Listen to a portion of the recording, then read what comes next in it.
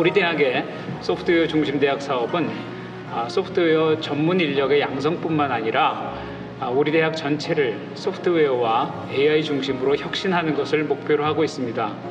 이런 점에서 오늘 AI 음악회는 상당히 중요한 의미를 갖습니다.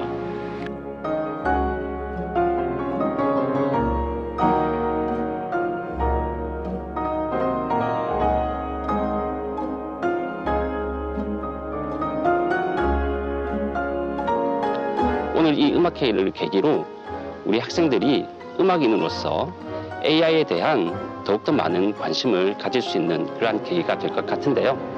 그리고 이러한 관심들이 씨앗이 되어서 앞으로 음악계에 다가올 새로운 변화와 발전을 이끌어 나갈 수 있는 우수한 연주자 그리고 작곡가로 커갈 수 있는 그러한 계기가 될 것이라 기대해 봅니다.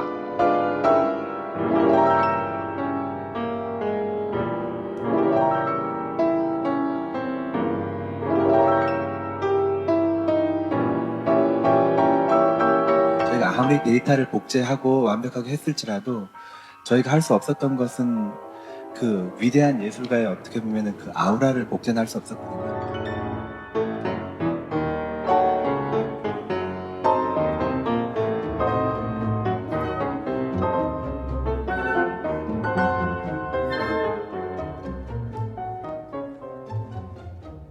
AI 피아노하고의 이 잘못된 문제는 전부 지휘자 책임이 돼가지고 그렇게 안 되기 위해서 정 노력을 많이 했습니다.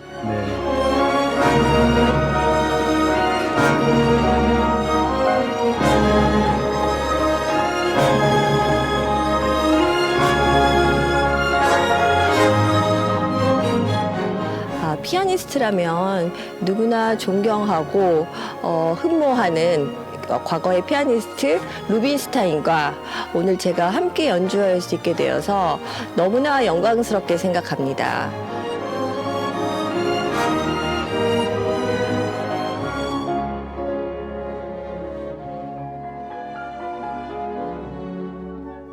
이세돌 구단과 알파고의 대결이 전 국민에게 AI 시대의 개막을 알렸다면 오늘 이 음악회는 AI와 인간이 화합하여 아름다운 세상을 만든다는 상징으로 남기를 바랍니다.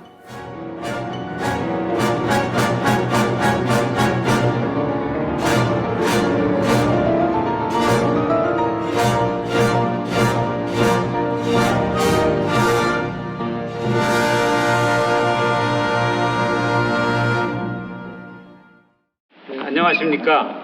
우리 대학이 소프트웨어 중심 대학으로 선정된 지가 벌써 1년이 되었습니다.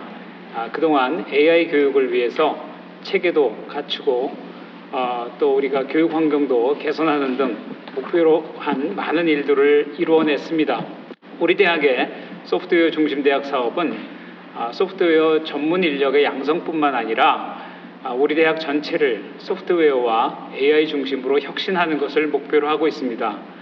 이런 점에서 오늘 AI 음악회는 상당히 중요한 의미를 갖습니다. 어찌 보면 소프트웨어와 AI로부터 가장 멀리 떨어져 있을 음악이라고 하는 분야와 함께 우리가 융합을 이루어냄으로써 문화예술 분야와 AI 기술과의 그런 융합을 오늘 시도하는 그런 현장이기 때문입니다.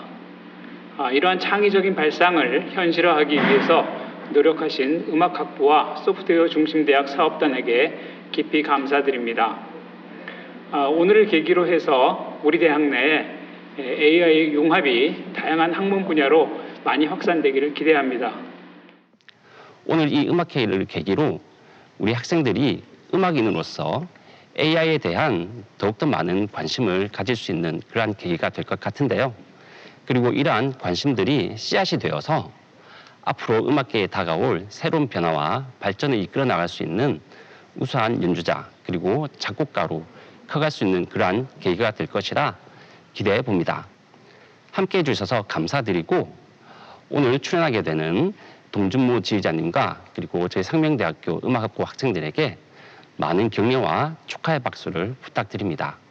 즐거운 시간 되시길 바랍니다. 감사합니다.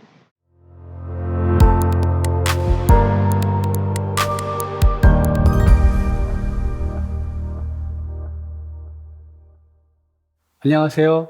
아주 특별한 음악회에 오신 여러분을 환영합니다. 저는 오늘 음악회의 사회를 맡은 상명대학교 소프트웨어 중심대학 사업단장 장준호입니다. 상명대학교는 2019년 9월 AI 분야의 소프트웨어 중심대학으로 선정되었습니다.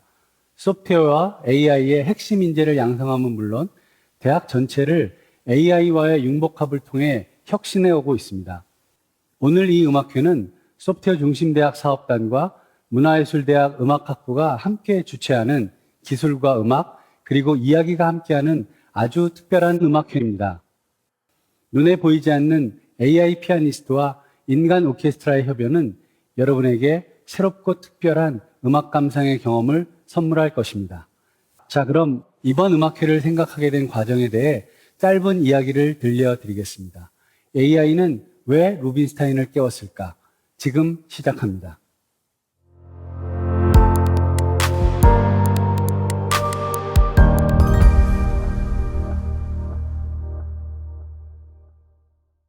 인공지능의 핵심은 컴퓨터. 왜냐하면 인공지능은 컴퓨터의 여러 활용 분야 중 하나일 뿐입니다. 컴퓨터란 무엇일까요? 단어 뜻 그대로라면 계산하는 기계입니다. 그렇다면 계산은 무엇일까요? 단지 수학 문제를 푸는 것만이 계산일까요? 우리는 계산의 발달하는 표현을 씁니다. 이것은 의사결정을 하기 위한 많은 요소들을 순식간에 분석해서 가장 최적의 결정을 내리는 것을 말합니다. 조금은 부정적인 의미로 저 녀석 참 계산에 밝아 이런 표현을 쓰기도 하는데요.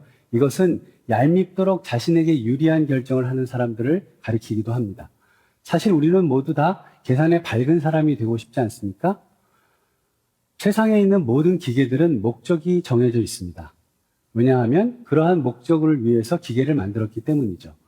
세탁기는 빨래를, 냉장고는 냉장 보관을 목적으로 하고 그렇게 쓰입니다. 하지만 컴퓨터는 목적이 정해져 있지 않은 기계입니다. 다시 말하면 무엇이든 할 수 있는 기계라는 의미이기도 합니다. 인간을 하나의 기계라고 생각해 봅시다. 판사의 기능을 가진 사람과 의사의 기능을 가진 사람이 있다고 할 때 그 두 사람은 기계라는 측면에서 보면 똑같은 구성품으로 되어 있습니다. 하지만 한 사람은 의사를, 한 사람은 판사를 할 수 있습니다. 무엇이 그 두 사람이 다른 기능을 하게 했을까요? 그것은 그들이 가지고 있는 지식, 그리고 그들이 훈련되며 쌓았던 경험들이 한 사람은 의사를, 한 사람은 판사를 할 수 있게 하는 것입니다.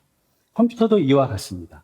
어떤 소프트웨어, 어떤 프로그램을 넣어주느냐에 따라서 컴퓨터는 어떤 기능이든지 할 수 있습니다.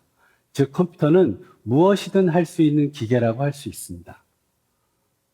무엇이든 할 수 있는 기계로서 컴퓨터를 최초로 생각해낸 사람은 영국의 천재 수학자 앨런 튜링이었습니다.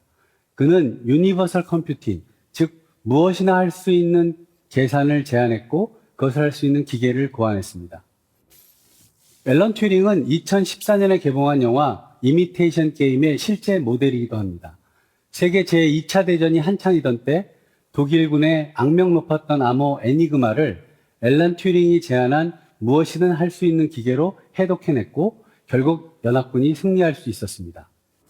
그런데 영화를 보신 분들은 잘 아시겠지만 앨런 튜링은 동성애자였습니다. 당시 영국에서 동성애는 엄청난 범죄였습니다. 전쟁에서 큰 수훈을 세운 천재 수학자였지만 결국 화학적 거세를 당하고 스스로 목숨을 끊고 맙니다. 앨런 튜링이 죽을 때 청산가리에 담근 사과를 한 입 베어물고 죽었다는 이야기가 전해졌습니다. 한 입 베어문 사과. 어떤 이미지가 떠오르지 않으십니까? 네, 바로 애플의 로고입니다. 스티브 잡스가 공식적으로 인정하진 않았지만 애플의 로고는 컴퓨터를 최초로 생각해낸 앨런 튜링에 대한 추모의 상징으로 알려져 있습니다. 네, 드디어 스티브 잡스를 만났습니다. 제 이야기도 마무리할 때가 되었네요. 스티브 잡스의 업적은 이루 말할 수 없이 많지만 무엇이 가장 최고의 업적이냐고 묻는다면 저는 바로 이 한 장의 사진을 보여드리고 싶습니다. 이 사진은 2010년 스티브 잡스가 아이패드를 처음 발표했던 발표장에서 만들어진 사진입니다. 기술과 인문학이 교차하는 교차로 사진이 있고 그 앞에 스티브 잡스가 서 있었습니다. 기술과 인문학의 교차로에서 고뇌하는 IT 혁신가의 모습. 아이패드가 나오기 이전에도 이북을 플레이할 수 있는 기계들은 많이 있었습니다. 사람들은 버튼만 누르면 다음 페이지를 보여주는 이북 플레이어의 편리함을 느끼고 만족해야 했습니다. 하지만 스티브 잡스의 생각은 좀 달랐습니다. 사람이 또는 인간이 책을 읽는다는 것은 이 책장을 넘기는 감성이 그대로 유지되어야 한다는 고집을 부렸습니다. 버튼을 누르는 기능보다 몇 배의 비용과 시간이 들어야 하는 그 일을 스티브 잡스의 고집으로 인하여 애플은 해냈습니다. 아이패드에 드디어 책장을 넘기는 것과 같은 감성의 사용자 경험이 들어가 있었으니까요. 아이패드의 엄청난 성공은 이러한 스티브 잡스의 고집이 맞았다는 것을 보여준다고 생각합니다.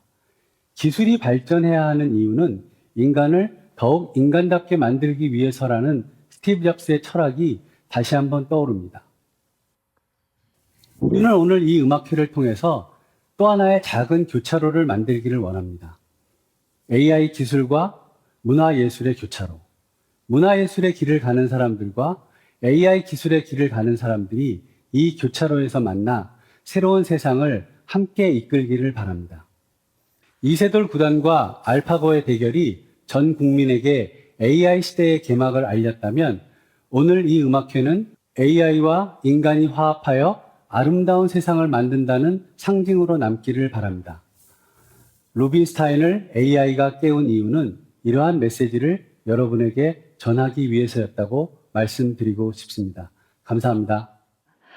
피아니스트라면 누구나 존경하고 흠모하는 과거의 피아니스트 루빈스타인과 오늘 제가 함께 연주할 수 있게 되어서 너무나 영광스럽게 생각합니다. 피아노만 치던 사람이라서 그 전에 기술에 큰 관심을 갖지 않았었는데 이번 연주회를 기회로 기술의 발전이 저희에게 얼마나 지대한 영향을 끼치는지 깨닫게 되었습니다.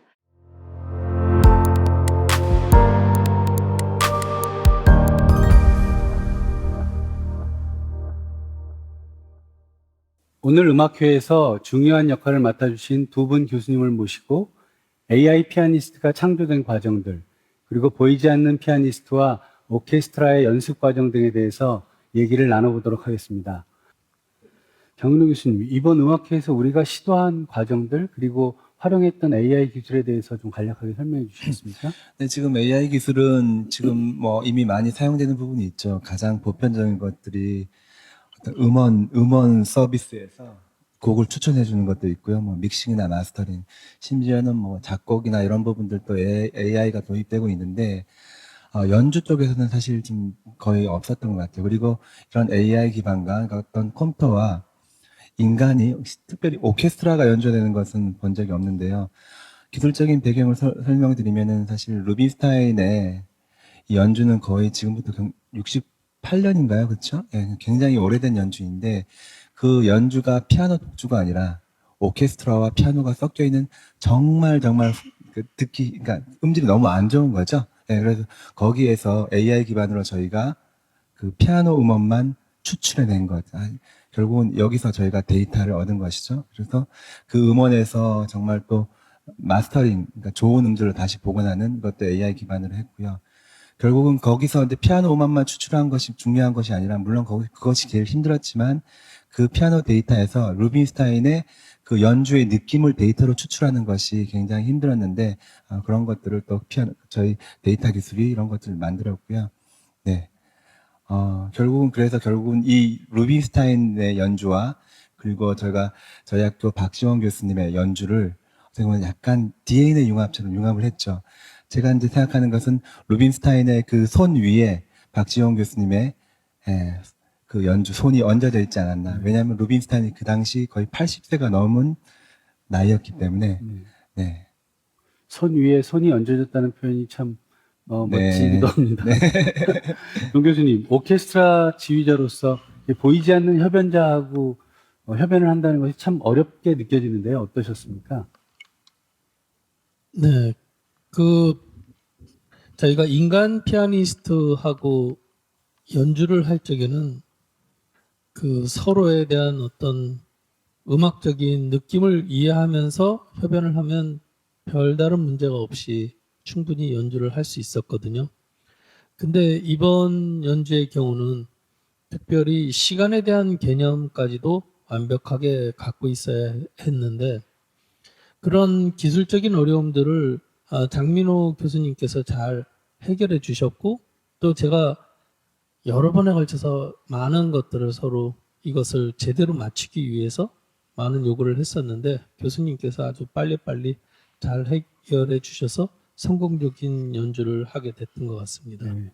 이 자동재생 피아노와 연습하는 경험은 학생들에게도 굉장히 특별한 경험이었을 텐데요. 연습 중에 뭐 에피소드 같은 건 없었을까요? 에피소드는 많았죠. 물론 다 이게 처음 해보는 것들이기 때문에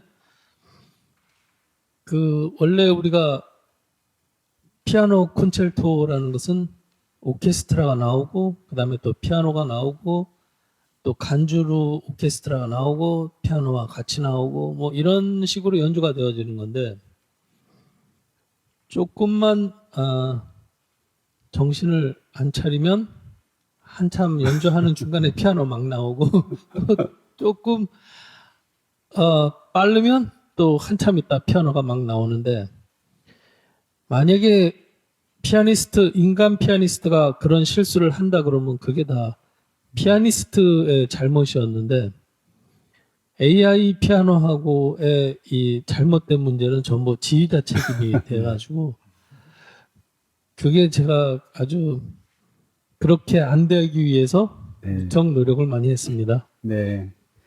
마지막 질문은 장민호 교수님께 드리겠습니다. 이번 음악회 총 연출로서 어려운 순간이 있었을 것 같은데요. 어느 순간이 가장 어려우셨습니까? 결국은 사실 이때까지는 뭐 컴퓨터나 기계 연주라 그러면 굉장히 기계적이다 이러잖아요. 네. 하지만 결국은 이번에 포인트는 그 대가됨의 그 느낌을 어떻게 보면 추출하는 건데 그리고 또 그 어떤 피아노와 오케스트라가 섞여 있는 그런 영상에서 과거 영상에서 그 데이터를 추출하는 과정이 굉장히 사실 시간이 많이 걸렸었고요. 하지만 저희가 잘 해냈다고 보고요. 하지만은 앞으로 과제가 많이 있는 것 같습니다. 왜냐면은 이런 식으로 데이터를 추출할 수 있다는 것은 느낌을 어떻게 보면은 연주자의 DNA를 추출한 거다. 그러면 이런 것들이 잘 활용될 수도 있지만 결국은 마치 DNA, 유전자 막 이렇게 결합처럼 악용될 수도 있거든요. 결국은 AI 기반의 어떤 이런 음악가가 탄생된다면 인간에게 축복인가, 재앙일까. 네, 그리고 진정한 앞으로 AI에 대한 연구가 많이 해야 될 것 같은데요. 중요한 것은 AI가 무엇인가에 대한 이해. 그러려면 인간이 무엇인가에 대한 이런 생각을 해야 될 것 같습니다. 네. 네. 용기 있는 시도를 해주신 두 분 교수님, 그리고 음악학부의 여러 교수님들, 그리고 오케스트라의 단원으로 참여해준 여러 학생들에게 감사의 말씀을 드립니다. 자, 그럼 오늘 AI 연주의 하이라이트인 AI 피아니스트와 인간 오케스트라의 협연을 들어보도록 하겠습니다. 너무나 유명한 곡이죠. 차이콥스키 피아노 협주곡 1번 1악장을 보이지 않는 피아니스트와 인간 오케스트라의 협연으로 들으시겠습니다. 피아니스트가 보이지 않는 피아노가 여러분들에게 어떻게 느껴질지 매우 궁금합니다. 이제 연주를 시작하겠습니다.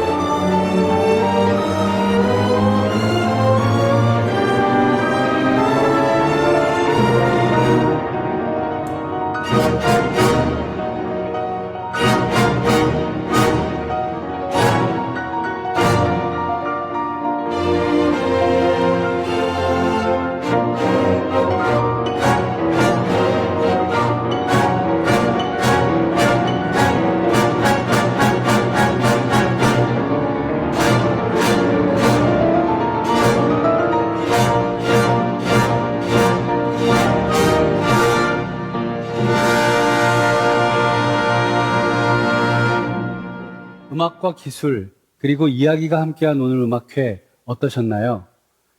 AI 기술이 창조해낸 피아니스트와 자동으로 연주되는 피아노가 신기하기도 했지만 피아니스트의 빈자리가 어쩐지 허전하고 어색하다 느껴졌을 수도 있습니다. 영상을 보는 사람들마다 저마다의 느낌으로 오늘의 음악회를 받아들일 거라 생각합니다. 이번 음악회는 AI와 음악이 만나는 교차로에서 시도되는 첫걸음이라고 생각합니다. 더 많은 창의로운 시도와 협력이 이루어질 것을 기대하며 이번 음악회를 마칠까 합니다. 끝으로 소프트웨어 중심 대학을 지원해 주시는 과학기술정보통신부와 정보통신기획평가원에 깊은 감사의 말씀을 전합니다. 감사합니다.